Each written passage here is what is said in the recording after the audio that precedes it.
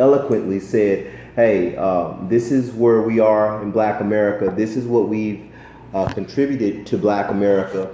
And uh, recognize that just because we're sitting here in this venue, then we are quality backlash. But we had two monumentally significant events to transpire, and I believe that those things, after that they transpired, I believe that America will never be the same.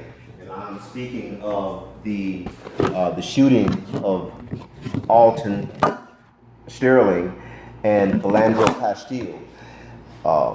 Alton Sterling, and we call it a shooting, but it was really a cold-blooded murder.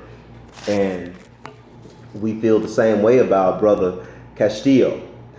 And after that, we had a rash of police shootings, starting with where we are, right here in Dallas, Texas.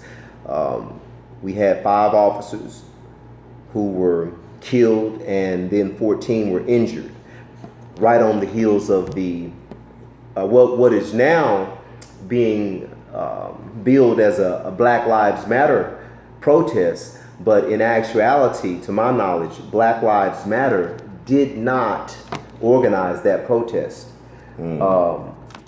I believe the brother Mark Hughes and his brother, and I don't recall his name, but I met one of those gentlemen at a community meeting.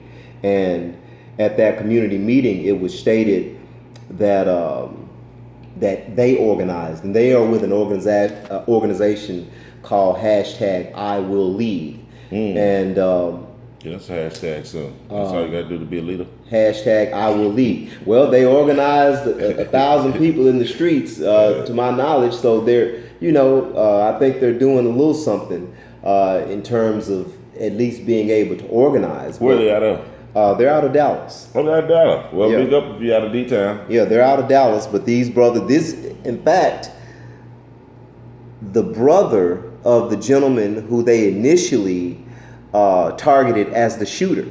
Oh, okay. That was Okay. the gentleman who I met at the community meeting, and that is where I learned about I Will Lead. It was not popularized until then, and of course there have been this brother has received numerous death threats, no doubt. and actually had to flee for his safety at one time.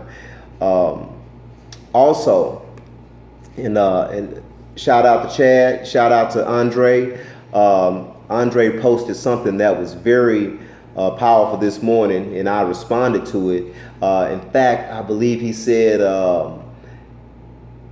so now every murder that is created, Black Lives Matter is responsible for it. So we're talking about who is behind the attack on Black unity.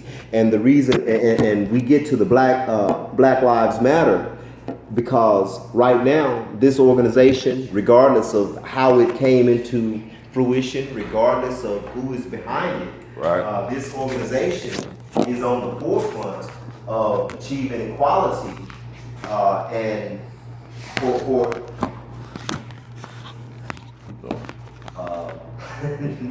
There we go. There we go.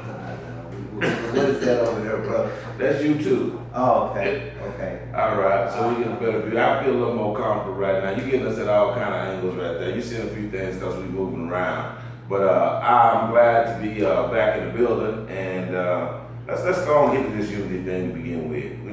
The Bible talks about 2 or more of us come together. We're talking about some level of unification. When gang injunctions, when 2 or more of you all come together with a gang injunction, you know where you're going? Generally, you're going to jail. And then how you classify